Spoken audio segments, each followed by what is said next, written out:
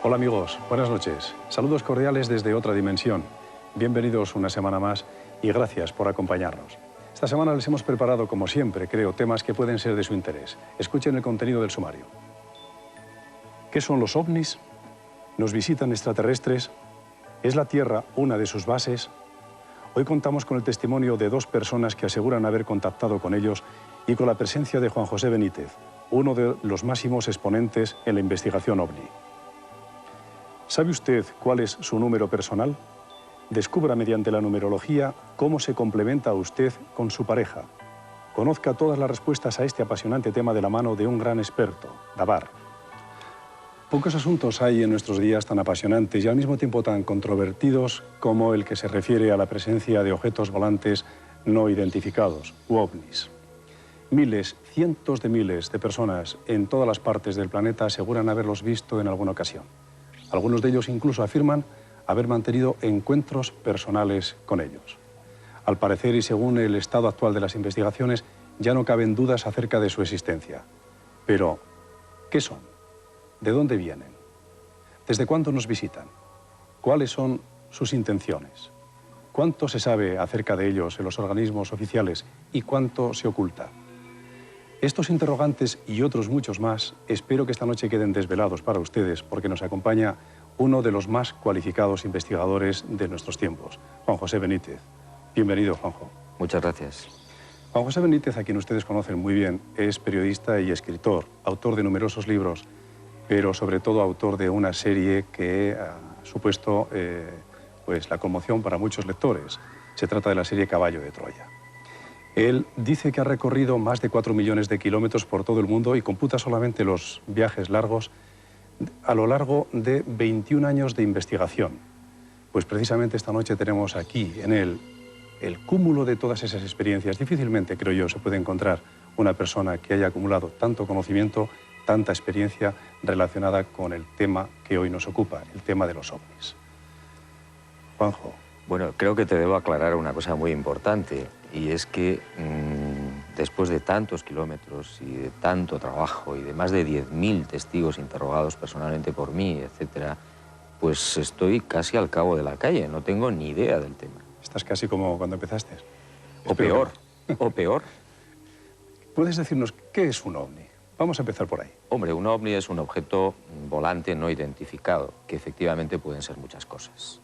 Pero el sentido popular, desde hace muchos años que ya se le da esa palabra, yo creo que está identificada sabiamente por el pueblo, por la gente, como astronave o nave no humana. ¿Estás viendo en la pantalla? ¿Son así? Pues efectivamente, hay muchos modelos, ¿no? Como en los coches de la Tierra y en los aviones, sí. Fundamentalmente son discoidales, hay de dos grandes tipos, por lo menos lo que sabemos los investigadores, que son los pequeños o de exploración, y las grandes, las naves nodrizas de las que se ve entrar y salir a las más pequeñas. Esa es la forma y el aspecto. ¿De qué material crees tú que pueden estar construidos? Pues hombre, por los testimonios de personas que han tenido la fortuna o la mala suerte de acercarse incluso a estos objetos y por supuesto por análisis que se han hecho de supuestos restos, etcétera, son aleaciones que no son conocidas en la Tierra por el grado de pureza de las mismas. ¿Y de dónde crees tú que pueden venir los ovnis? Pues hombre, usando la lógica, que tampoco tiene mucho que ver la lógica con el tema que nos ocupa, pero en fin, no tenemos otra, yo creo que procederán seguramente de nuestra propia galaxia. ¿Y por qué no de otras galaxias? ¿Y por qué no de mundos paralelos, de dimensiones desconocidas? Ya sé que esto hace irritar a los científicos, pero bueno, hace 500 años Cristóbal Colón no hubiera entendido lo que es un Concorde. ¿Se podría pensar incluso que los ovnis, como dicen algunos, podrían venir del futuro? Es una hipótesis que también se baraja. ¿Por qué no? Yo me inclino a pensar que la mayor parte de ellos no son astronautas o arqueólogos en el tiempo, aunque podría ser.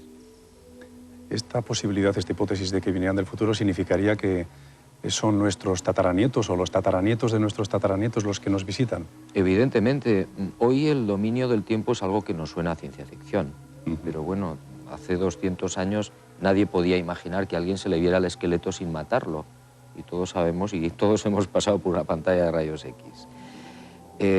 Hablan incluso de gentes como hipótesis, que podrían ser civilizaciones antiguas, pasadas, que han encontrado grados de desarrollo desconocidos para nosotros, que están volviendo, que en un momento determinado se marcharon de la Tierra. Yo creo que todas las hipótesis son válidas, porque no tenemos la certeza de ninguna. De ninguna de ellas, efectivamente. ¿Quién los ha visto, Juanjo? Pues yo creo que son millones de personas. El otro día, en unas investigaciones que estaba haciendo en Baleares, me di cuenta de que estamos llegando a un 10% quizás del conocimiento de casos de ovnis, y me quedo largo. Es decir, hay más de un 80% de personas que se callan. Son millones y millones a lo largo de toda la historia. En particular, tú mismo dices que lo han visto pilotos de aviones, pilotos de Iberia incluso, sí, hay militares. De todas las profesiones. Curiosamente, quizás por sentido común, el mayor porcentaje son personas, digamos, sencillas y normales, que además es el prototipo humano. Y si tienes que explorar, pues exploras al prototipo humano. Cierto. Pero hay obispos que los han visto, hay canónigos, hay pilotos de combate, hay ranas, hay hombres, hay buzos, hay políticos. ¿Y es verdad también que lo vieron los astronautas en alguna de esas misiones espaciales? Pues parece ser que sí, hay bastante información que se ha ido filtrando con el paso de los años, no solamente en la Luna, sino sobre todo en los vuelos orbitales, que han sido filmados, fotografiados, que luego se les ha dado interpretaciones convencionales como siempre, ¿no? NASA y el ejército procuran quitarle hierro al asunto, ¿no? Pero hay informaciones muy buenas, fidedignas, de personas que saben que en la Luna, por ejemplo, han pasado cosas que no conocemos. Hablaremos de eso también, de la Luna. ¿Hay zonas que podríamos considerar calientes, en el sentido de que los avistamientos se produzcan con mayor asiduidad? Yo no estoy muy de acuerdo con eso, aunque reconozco que hay zonas, como pueden ser las Baleares, Canarias, partes de Andalucía, por ejemplo, incluso algunas de Galicia, donde hay un mayor número de avistamientos.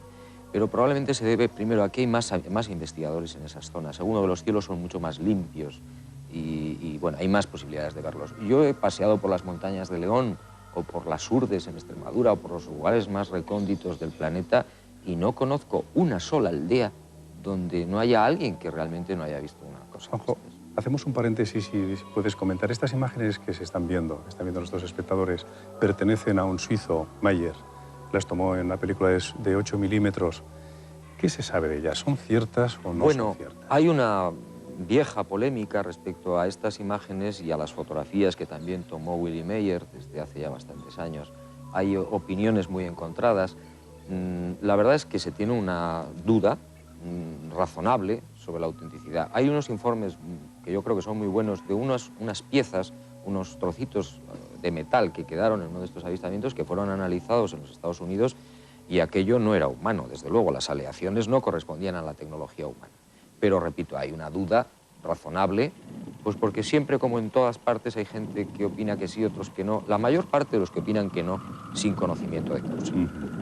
Hay mucha descalificación gratuita. Gratuita, pues como en todos los órdenes de la vida. Yo creo que el pueblo español nos distinguimos precisamente porque hablamos de todo lo que no sabemos. ¿Tú has visto alguna vez un ovni, Juanjo? Yo he visto unas 4 veces, digamos, con claridad, bastante cerca. ¿Puedes contarnos alguna de esas experiencias? Sí, la última fue... ¿Dónde fue y cómo? La última en Brasil, en compañía de otras personas, en Sao Paulo.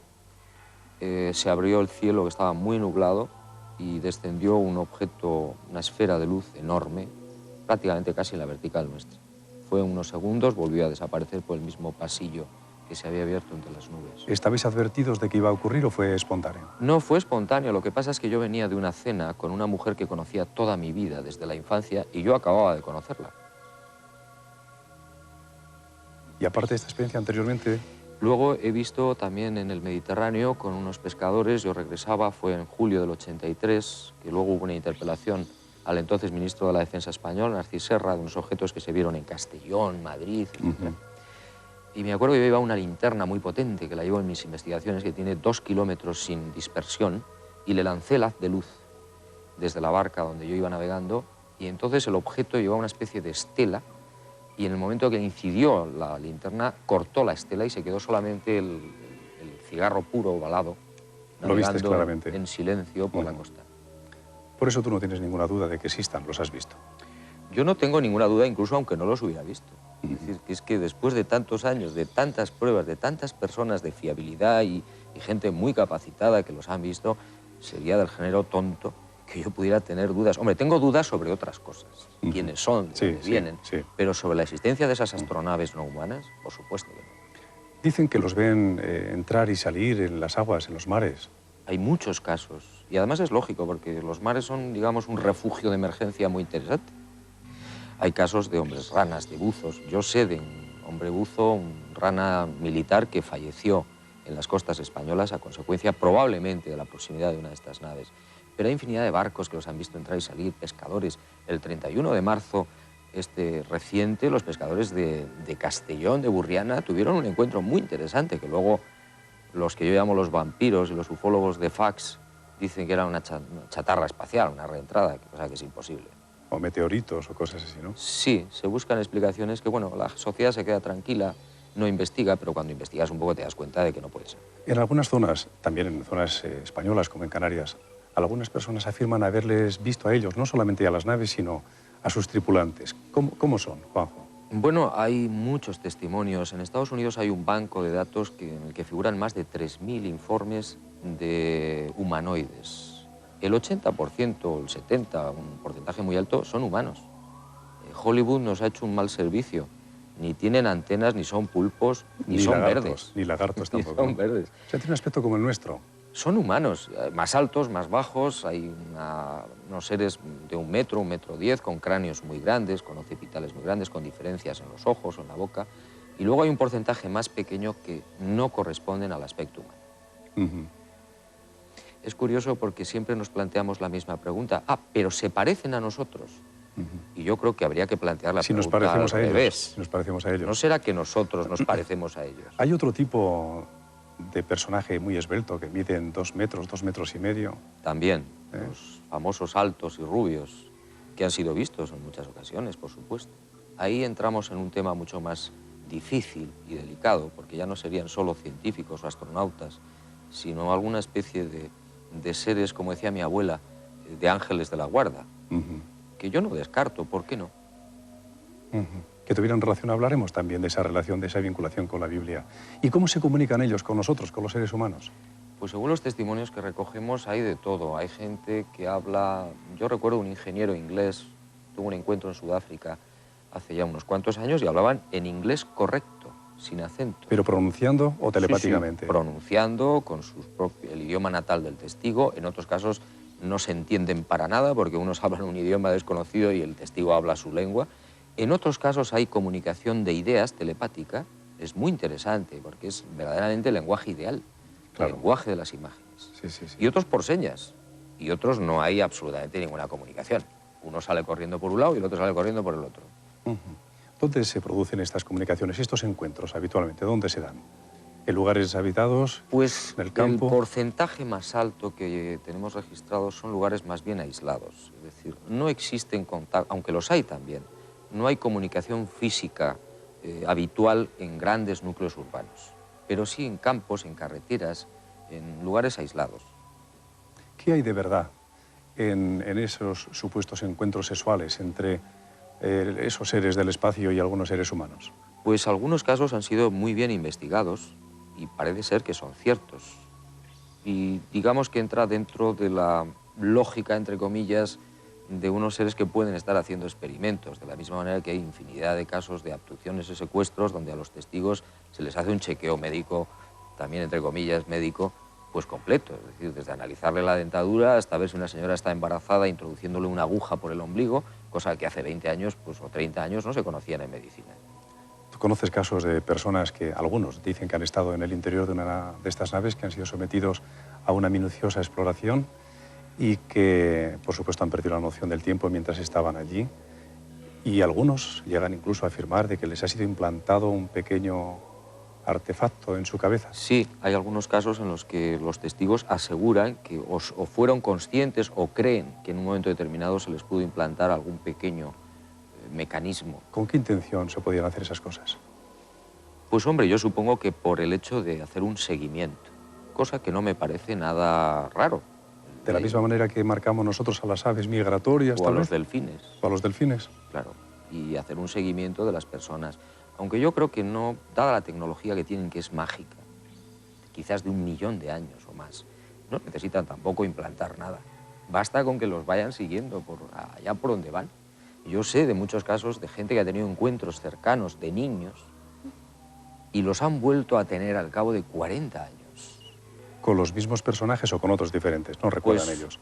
muy próximos o muy semejantes.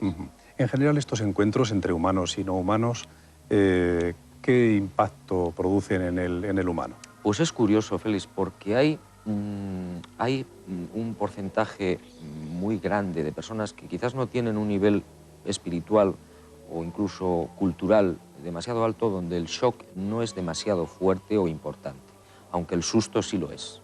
Y luego hay una serie un índice menor de personas que quizás tengan un nivel cultural mayor, donde, claro, se replantean todo en su vida. Yo conozco un médico en Canarias, muy conocido, muy famoso, que este hombre, después de ver una de esas naves transparentes con 2 seres muy altos en su interior durante una serie de minutos en compañía de 2 personas más, este hombre necesariamente se replanteó su vida desde el principio. Y ahora es un hombre mucho más humano. ¿Conoces algún otro caso que sea opuesto? Es decir, alguien que se haya deteriorado en sus relaciones con los demás o en su calidad de vida como consecuencia de un encuentro. Sí, eso suele ocurrir además con los llamados contactados, por lo menos de la vieja ola, porque los nuevos contactados tienen una filosofía distinta, ya no son tan mesiánicos, pero aquella gente terminaban casi destruidos, a nivel familiar, a nivel mental, a nivel profesional. ¿Tú has tenido algún encuentro personal con ellos? Yo no estoy seguro, y si lo estuviera, creo que no te lo comentaría. Entonces no te puedo no te puedo pedir que nos cuentes tu duda. Pero no te lo comentaría por una razón muy sencilla, porque yo soy un tornillo transmisor. Yo procuro investigar y contar lo que otros ven. No creo que lo que yo pueda tener a nivel personal pueda ser interesante. Es muy interesante, pero si no quieres o no puedes contarlo... Es que no estoy seguro, te digo honradamente. Yo recuerdo, y esto no lo he contado nunca, empiezo a recordar ahora que cuando yo tenía 6 años tuve algo en un pueblecito muy pequeño de Navarra. Y hace muy pocos meses yo he empezado a recordar ya con datos lo que era una sombra que me mortificaba y que me atormentaba. Te agradezco esa confianza y esa confidencia. Hay personas, sin embargo, que lo recuerdan al parecer con mucha nitidez. Los encuentros que han mantenido con seres ¿cómo se llaman ahora? Seres del espacio. Con nosotros hay 2 en el estudio y con ellos vamos a hablar dentro de unos instantes, justo después de esta breve pausa que hacemos para ir a publicidad. No se vayan, que volvemos enseguida.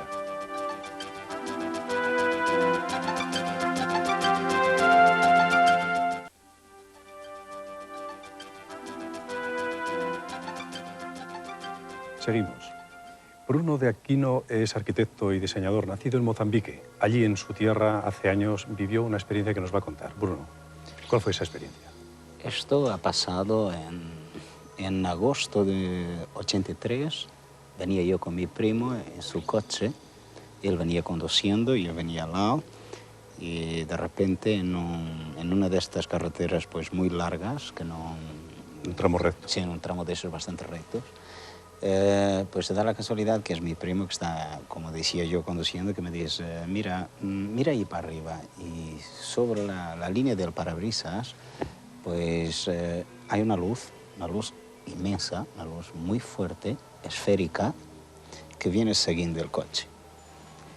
Y va siguiendo unos kilómetros hasta que en un determinado momento, pues a una velocidad pues que no se puede medir por los cánones normales, porque la verdad nunca he visto un helicóptero ni nunca he visto un avión pues moverse a esta velocidad. Esa esfera pues arranca y se para en medio de la carretera, que es una recta. ¿Qué diámetro tendría más o menos? El ancho de la carretera, fácil. ¿El ancho de la carretera? ¿8 o 10 metros? Sí, fácil. Y entonces ahí paró y nosotros pues obviamente debido a la inercia de nuestra velocidad pues nos vamos aproximando. Y cuando estamos a una determinada distancia, pues el sistema motriz del coche, tal como luces, motor, en fin, frenos, pues deja de tener acción. y nos sentimos bastante aterrorizados, la verdad, Sí, que casi que nos íbamos a estrellar contra esta cosa, esta esfera luminosa. ¿De color?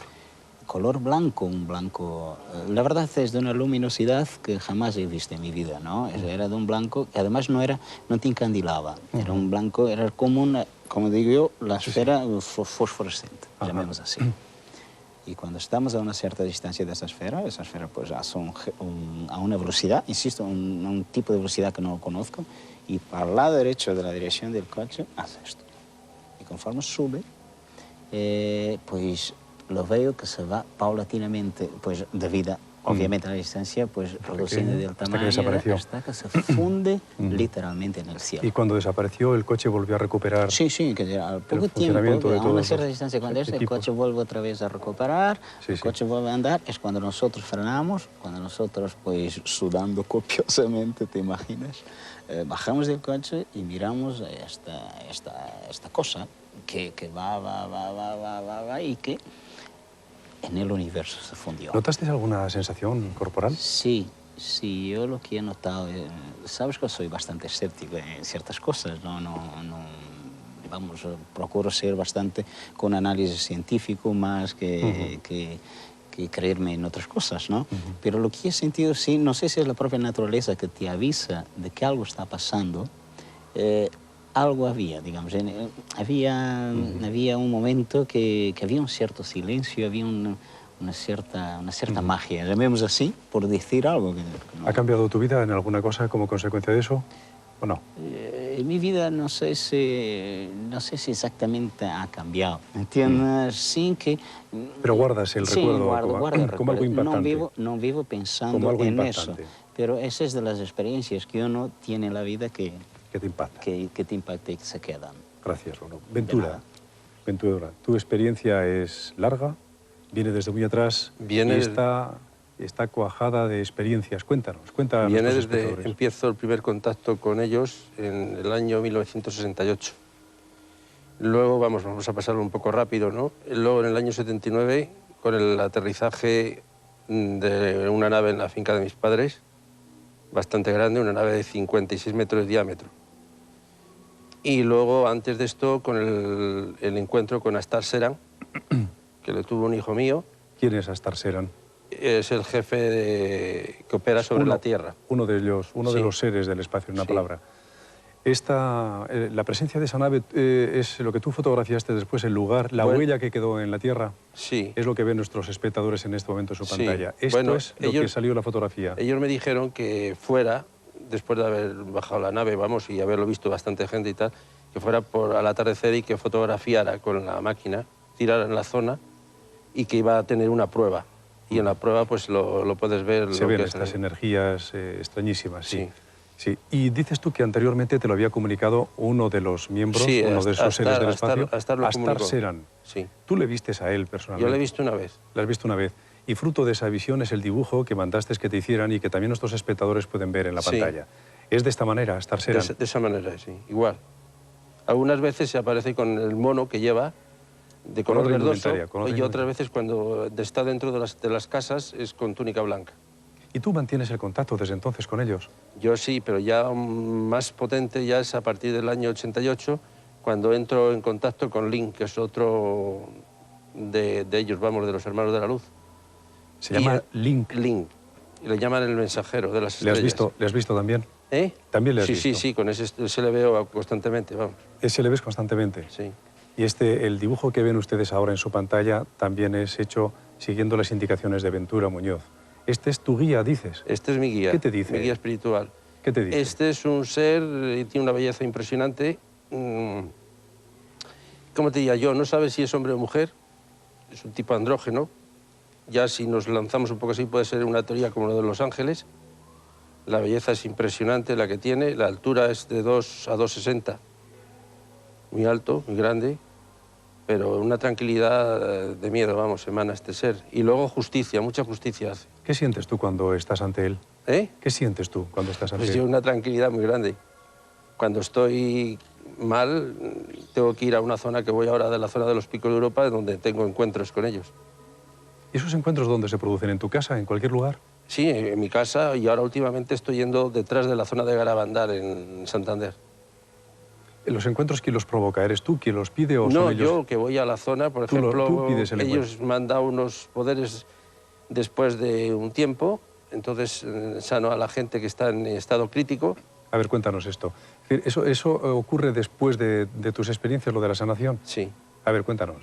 Bueno, me dieron un poder de curar. Entonces, un día me vino una madre que a su hijo le que estaba muy mal, estaba en coma, ¿no? Entonces yo les pedí que si podía hacer algo. Ella ya sabía que yo estaba metido en todas estas cosas, ¿no? Entonces yo se lo dije y me dijeron que sí. ¿A quién? ¿A Link? Sí. ¿A tu guía? Y me dijo que sí, que había carta libre. Y entonces, solamente con tocarle con el dedo del corazón, en la palma de la mano izquierda, le volvía la vida. ¿A un joven que estaba en estado de coma? Sí, de 17 años.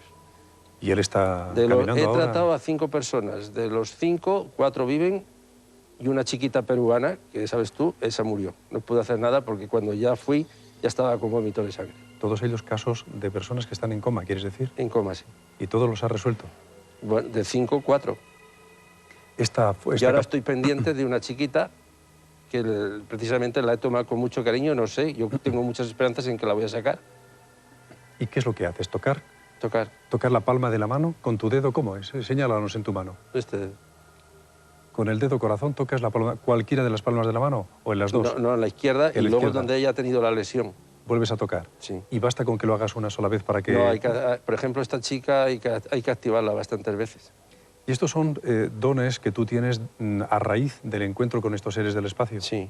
¿Tu vida se ha visto transformada en ese caso? Sí, se ha visto transformada y ahora, por ejemplo, pues como tengo un hijo mío que corre en motocross, pues yo voy a las carreras, he curado a muchos pilotos de golpes impresionantes, de decirle hasta a los médicos que se quedaran inmovilizados 15 días y yo en 15 minutos ponerlos a andar otra vez por el circuito.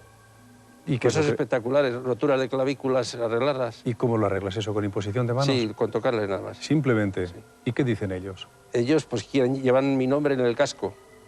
En los cascos con que corren. Publicidad de ti. Es más, ha habido carreras de un corredor español que en Bella sabes que en los corredores se los marca con los tiempos, ¿no? Le marcaban con mi nombre. Gracias también, Ventura. Bueno, y después de haber escuchado el testimonio de nuestros amigos, de nuestros invitados, regreso de nuevo y me siento junto a Juanjo Benítez para continuar conversando. Juanjo, hay una pregunta que te guardo y es la siguiente. ¿Desde cuándo nos visitan ellos?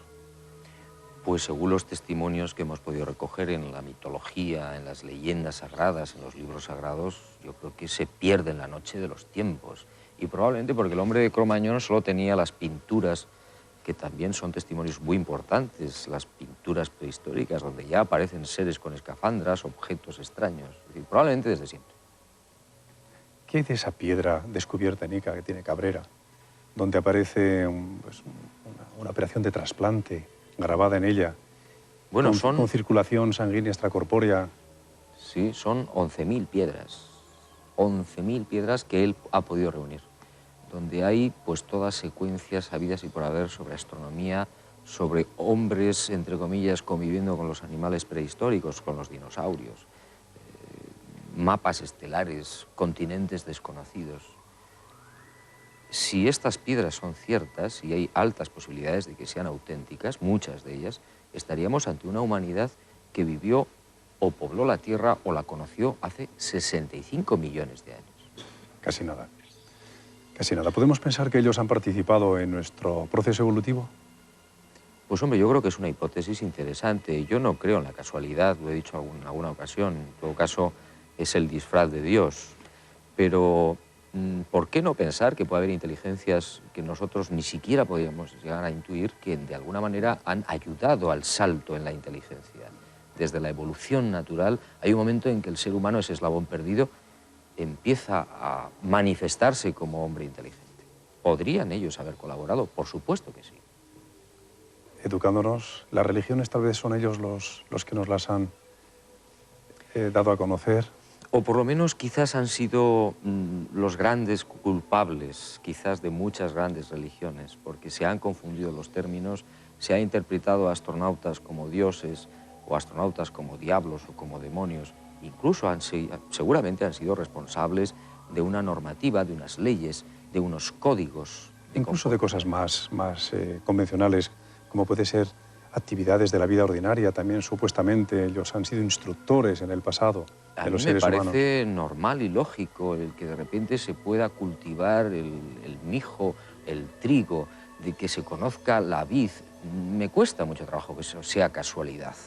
Ahí hay una mano inteligente en la noche de los tiempos que luego sí, el ser humano, por supuesto, ha ido evolucionando y perfeccionando. En Palenque hay un vestigio que tal vez guarda relación también. El astronauta, sí, supuesto astronauta. Yo he estado allí algunas veces, he visto esa famosa lápida. No estoy muy de acuerdo con que sean los restos de un supuesto extraterrestre. Creo que podría ser descifrado cuando se conozca la escritura jeroglífica de los mayas que rodea esa lápida. Lo que ocurre es que es muy espectacular, porque parece un señor metido en una cápsula. Pero cuando se ha levantado la tumba, en 1952, se vio que era un esqueleto de probablemente un príncipe o un noble, con el cráneo deformado, y para eso necesitaba ser un niño que con 2 tablillas le iban deformando el cráneo. No es un extraterrestre, es un ser humano. ¿Tú crees que nuestro proceso evolutivo en algún remoto día de nuestro pasado pudo haber intervenido alguna manipulación genética llevada a cabo tal vez por entidades que llamamos extraterrestres? Por supuesto, yo creo que Dios usa siempre intermediarios. ¿Las cosas no suceden por generación espontánea? No. Responden a un proceso. No, Dios es muy inteligente. ¿Y pudo valerse, en tu opinión? Siempre se vale de intermediarios, siempre, para todo. Yo no conozco a nadie que haya visto a Dios cara a cara.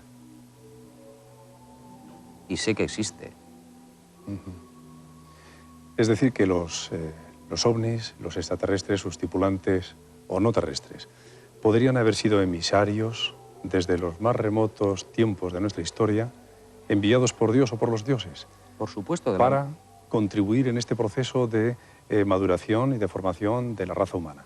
Por supuesto que sí, lo que pasa es que no lo podemos entender ni comprender. Todavía. ¿Tú crees que en la Biblia hay vestigios? Estamos comentando cosas que a muchos de nuestros espectadores les pueden resultar muy sorprendentes. A alguno tal vez hasta le pueda herir su sensibilidad, pero son hipótesis lo que estamos planteando. ¿Tú crees que en la Biblia hay vestigios de que efectivamente en el pasado los habitantes de otros planetas, los seres no humanos, tuvieron acto de presencia, formaron parte de nuestro pueblo, convivieron con los seres humanos? ¿Crees que así fue? Evidentemente, hay muchos pasajes preciosos en los que la gloria de Yahvé desciende sobre el Sinaí. Bueno, pues de eso vamos a hablar ahora, pero será después de esta breve pausa. Volvemos enseguida.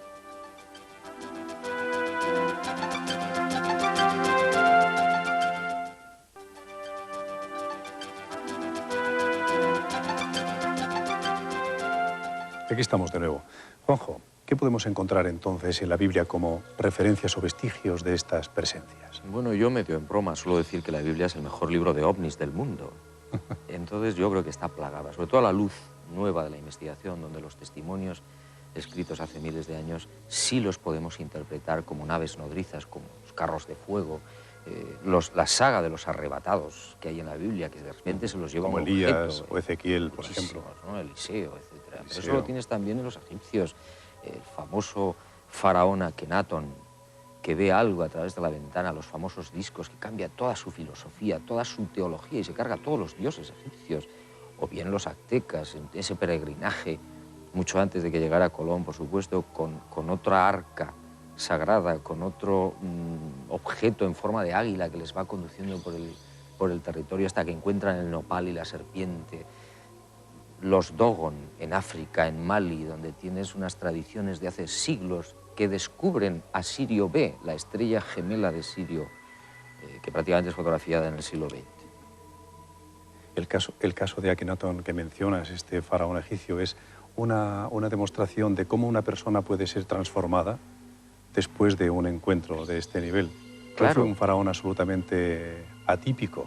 Erradicó los ejércitos, estableció la paz, hablaba de igualdad entre todos. De un solo Dios. De un solo Dios. Lo que pasa es que el experimento yo creo que le salió mal a la gente que estaba organizando esa historia allá arriba. Sí, por eso fue que a los 30 y pocos años fue envenenado, murió, ¿eh? Claro, no podía ser consentido no podía una ser filosofía de ese tipo por los dioses de todos los demás, Amon-Ra, etc. Algún día, esto lo digo para nuestros espectadores, algún día hablaremos de Akenatón más despacio. Haremos un programa para dar a conocer quién fue Akenatón. Tú escribiste un libro ya hace tiempo que era Los astronautas de Yahvé, y en él presentabas a Jesucristo pues como un personaje relacionado con un proyecto que podríamos, de acuerdo con la conversación que estamos manteniendo, definir como un proyecto ovni. Explícanos esto, Juanjo. Bueno, ¿Qué te llevó a esa idea? Yo soy un apasionado de Jesús de Nazaret. Creo que es el gran extraterrestre. Y entiendo que si Dios es como supongo que es, una maravillosa inteligencia, una inmensa fuerza, hay muchísimas más moradas en la casa de ese padre, ¿no? Y hay mucha gente que probablemente son astronautas, o lo que entendemos como astronautas, que van con escafandras y trabajan al servicio de. Entonces yo creo que la llegada de Jesús de Nazaret, uno de los hijos de Dios, a la Tierra tenía que estar perfectamente organizada. Y tenía que haber sus contactos con seres que nosotros no podemos entender ni conocer. Los extraterrestres vestidos con esos trajes que dicen que llevan, que parecen ser metálicos, brillantes, ¿podrían haber sido tomados como ángeles? ¿Serían los ángeles que aparecen relacionados en la Biblia? ¿Por qué no? Es decir, yo siempre pongo el mismo ejemplo. El día que nuestros sacerdotes de la iglesia que sea salgan al espacio y digan una misa en una plataforma espacial o en la luna, por ejemplo, lo van a hacer vestidos de astronauta y va a ser maravilloso, porque va a engrandecer la figura de Dios. Los ovnis no nublan para nada ni empequeñecen la figura de Dios, al contrario. ¿Tú crees que se podría reescribir la historia sagrada desde la perspectiva de la intervención de los ovnis? Bueno, quizás yo no soy teólogo, lógicamente, pero muchas veces todos hemos tenido la tentación, y tú el primero, de reescribir lo que entendemos que realmente pudo ser la verdad. ¿Crees que algún día lo sabremos? Yo creo que poco a poco lo vamos intuyendo. Se va abriendo la mente muy despacio. Y entonces lo que era una nube de fuego que llevaba al pueblo judío por el desierto, hoy ya empezamos a entender que podía ser una nave que entonces no era comprendida y que tenía un papel y un trabajo concreto de misionero seguramente. Esto da la idea, como tú dices, de que todo está atado, ¿no? De que todo responde a un orden conocido, aunque no sea conocido por nosotros, pero sí es conocido por alguien o por algo, ¿no? Claro. Que no hay nada dejado al azar. Yo creo muy poco en la casualidad. Creo que es una de las palabras más blasfemas que se ha inventado el hombre contra el propio Dios. Juanjo, ¿y qué nos dices, cambiando de dirección, qué nos dices de esa especie de ciudad lunar descubierta por los astronautas que viajaron en el Apolo, descubiertas en la Luna, precisamente? Yo al principio no me lo podía creer, pero cuando tuve la fortuna de hablar con el testigo, uno de los testigos directos, que era director de la Estación Espacial Norteamericana en el Caribe, y me contó cómo en el Apolo 11, julio del 69, los astronautas que pisaron la superficie filmaron unas ruinas. Creo que eran 14 minutos. Ruinas de viviendas. De edificios. Una especie de inmenso hangar sin techo, con sus puertas o sus ventanas muy antiguas, derruidas. Y eso lo vieron 100 y pico de personas que estaban en ese momento en la estación espacial. Y se hizo una película de 14 minutos. ¿Qué puede ser eso? Hombre, si realmente esto es así, y yo no tengo por qué dudar de la palabra de esta persona, de estas personas, pues evidentemente alguien construyó allí algo, probablemente por el estado de antigüedad de esas ruinas, muy anterior a nuestra propia civilización. Miles de años. Es posible. ¿Qué nos puedes decir también de este proyecto, el proyecto SETI, que ha empezado a desarrollar Estados Unidos para encontrar inteligencias extraterrestres? Yo he seguido bastante de cerca el tema de Barcelona, del Congreso, que me parece un congreso maravilloso, magnífico, que ha supuesto una apertura mental para mucha gente, pero me da la risa, porque es gastar 10 millones de dólares al año en ese proyecto de búsqueda de señales de misiones inteligentes extraterrestres cuando están aquí. Si ellos dedicaran la quinta, la décima parte de esos 1.000 millones de pesetas al año en investigar los ovnis, estaría probablemente más que resuelto el problema. Ellos además anuncian cuando van a venir, en algunos casos lo anuncian su presencia. ¿Tú conoces casos sí, de avistamientos anunciados? Hay contactados en especial, aunque ya te digo que este tema es muy complicado, muy resbaladizo, pero yo he asistido en algunos casos a citas previas. Alguien recibe un mensaje por la vía que sea y se le dice mañana a las 11 de la noche en el desierto de no sé qué. Y va la gente y efectivamente, y yo he sido testigo de excepción en el año 74 de la aparición de 2 objetos no identificados. En el año 74. ¿Fue en Perú precisamente? En los arenales de Chilca. Vamos a ver unas imágenes rodadas precisamente allí en el desierto de Chilca y que pertenecen a un avistamiento anunciado, como estamos comentando. Les pido disculpas por la calidad de las mismas, pero tienen el extraordinario valor de ser un testimonio vivo. Estas son las imágenes, véanlas. Juanjo, tú conoces la historia. En el año 89 fue anunciado Asís Topaz, el líder del grupo Rama. Sí, tengo el dossier completo, efectivamente. El documento es una primicia interesantísima, ¿eh? Yo recuerdo el lugar, es un desierto al sur de la ciudad. No tiene prácticamente, o no tenía en el año 74, cuando yo tuve el avistamiento con Sixto y con Charlie, ningún pueblo, ni luces próximas. Las carreteras son, como vemos ahí, pues de arena, de pistas. Es un sitio bastante inhóspito, muy frío, y donde no existe la posibilidad de hacer demasiados trucos, Sí, la verdad. sí, sí.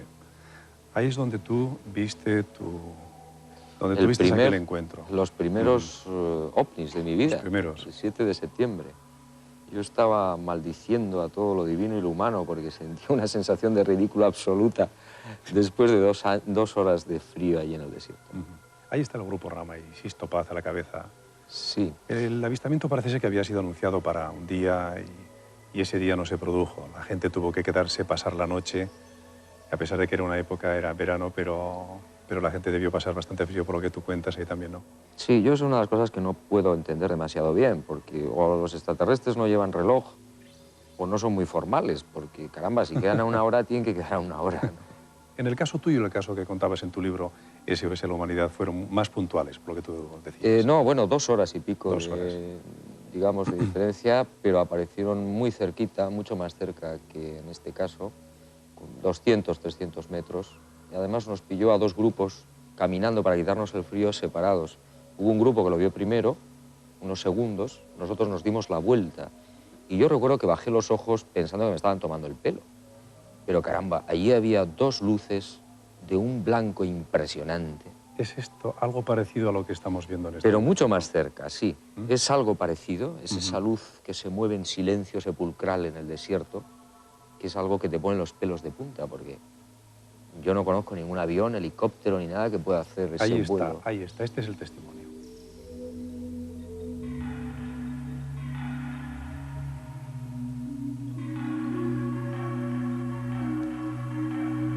Tú viviste precisamente esta experiencia, Juanjo. Es tremendo, es impactante, ¿verdad? Es impactante porque cuando no le encuentras una explicación lógica y racional, analizas todas las posibles explicaciones y no encuentras ninguna, y te das cuenta de que esas luces que se están aproximando, que tienen un brillo increíble, una velocidad que no es ni corresponde a nada conocido, entonces te replanteas todo. Para mí fue un caballo de, vamos, Damasco. Era además un día de tu cumpleaños, ¿no? Era el día de mi cumpleañños y yo te digo, pues Feliz coincidencia. Sí, fui un poco porque lo había solicitado, ya que era tan sencillo, según ellos, el acudir a una cita previa, pues lo pedí. Y al cabo de varios días, pues me avisaron. Pero fui un poco a disgusto, la verdad, porque es que no me lo terminaba de creer. Sin embargo, valió la pena. Ya lo creo que mereció la pena. Juanjo, ¿y qué nos puedes contar de ese ovni que en el año 1947, el mes de julio de 1947, se estrelló en Nuevo México y al parecer el ejército americano recuperó los restos del mismo y restos también de sus tripulantes? Cuéntanos. Bueno, pues yo sé más o menos lo que creo que sabe cualquier investigador un poquito que se ha preocupado del tema. Ha habido una gran filtración de noticias respecto a este supuesto accidente, porque yo no tengo muy claro que el ovni se estrellara, o si se estrelló fue por otras razones que desconocemos. Y eso es alto secreto, es mucho más que el secreto ovni de los ovnis en general, sino que entramos en una dinámica muchísimo más complicada.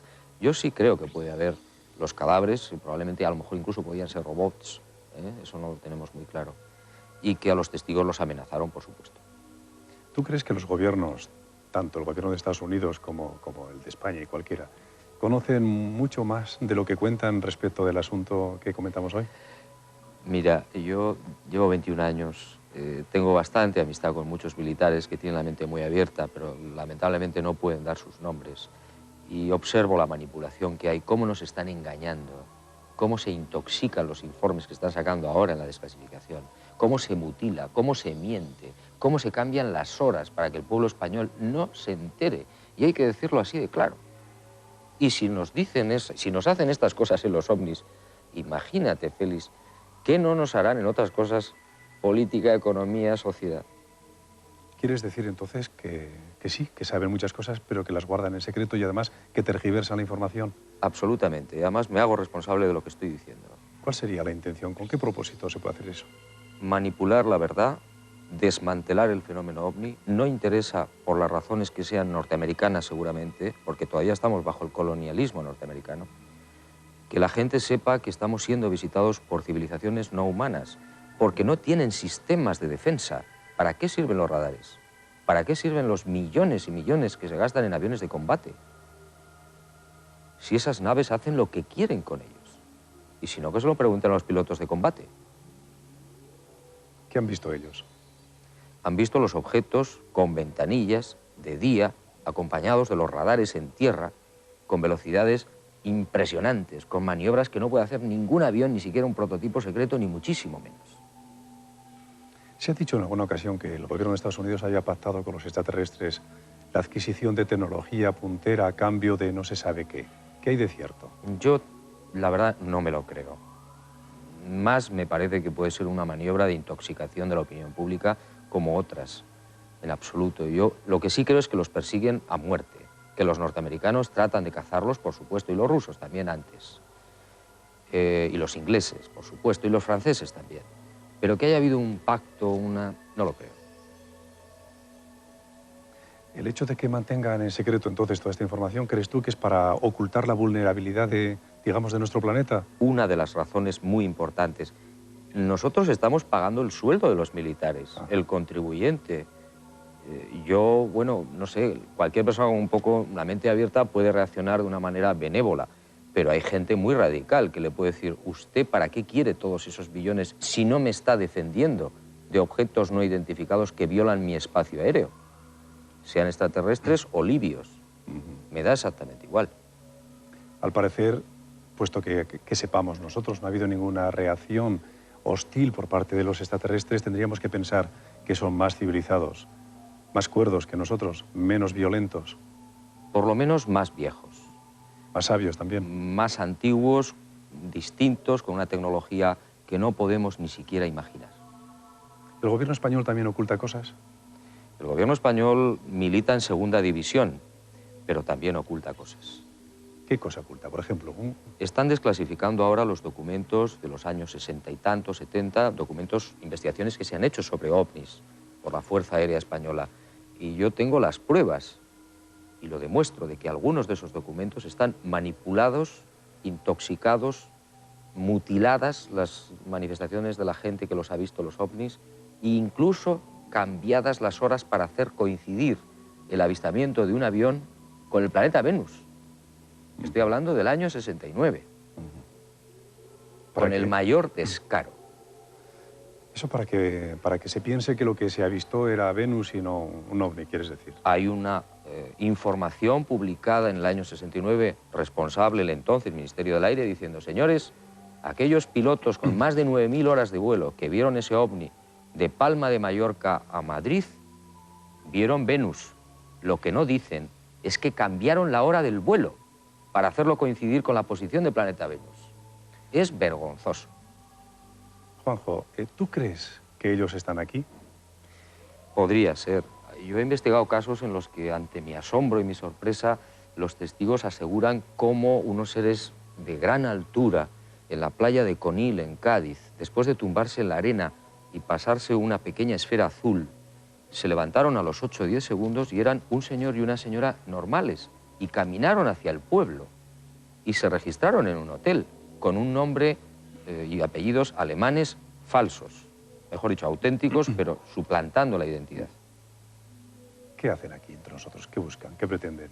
Yo no lo sé, de verdad. Supongo que están investigando, que son exploradores y también, lo que yo decía antes, quizás son los viejos ángeles de la guarda, para simplificar.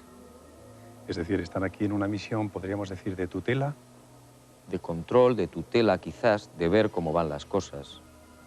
Y son pacíficos.